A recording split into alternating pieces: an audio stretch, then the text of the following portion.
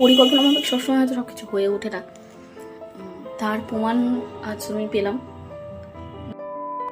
দিনটা ছিল 6 সেপ্টেম্বর, আর এটা আজকে আমার জন্য খুব একটা স্পেশাল ডে ছিল, বিকজ আজকে আমার প্রিয় ম্যাডামজির জন্মদিন। আর আমি ওকে ডেকেছিলাম ওকে একটা সারপ্রাইজ দেবো বলে, কিন্তু আমি নিজেই এখনও রেডি হইনি।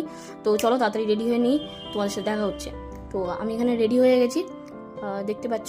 ওকেও খুব সুন্দর লাগছিল দেখতে ওই দিনকে। তো যে সারপ্রাইজটা দেবো বলে ওকে বেসিক্যালি ডেকেছি, সেখানে চলো।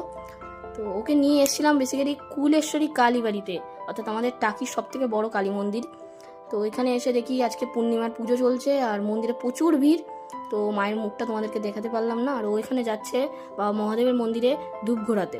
তো আমি ওকে বলছিলাম তাড়াতাড়ি যা, নাহলে কিন্তু পায়ের তলা পুরো পুড়ে যাবে, ভীষণ রোদ ছিল ওই দিন। আমার পরিকল্পনা মাফিক মন্দিরে গিয়ে আমি ওর ফার্স্ট গিফটটা দিই, এবং সেটা দেখে ওর মুখের এক্সপ্রেশনটা জাস্ট দেখো তোমরা।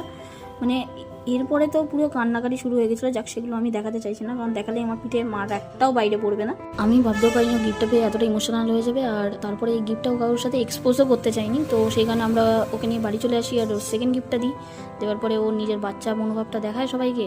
আর তারপরে আমরা লাঞ্চে বসে যাই। আর লাঞ্চে ছিল স্পেশাল বিরিয়ানি, যেটা ছিল জাস্ট চুমু।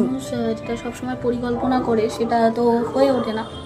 তো আমিও অনেক কিছু ভেবেছিলাম, বার্থডেটা এইভাবে করবো ওইভাবে করবো, সেটা শেষ পর্যন্ত সেইভাবে হয়ে ওঠেনি। কিন্তু যেটা হয়েছে বা যেটুকু হয়েছে সেটা আমার কাছে আনএক্সপেক্টেড ছিল। আমি জানতাম না যে ও একটা সামান্য গিফটের জন্য এতটা ইমোশনাল হয়ে পড়বে।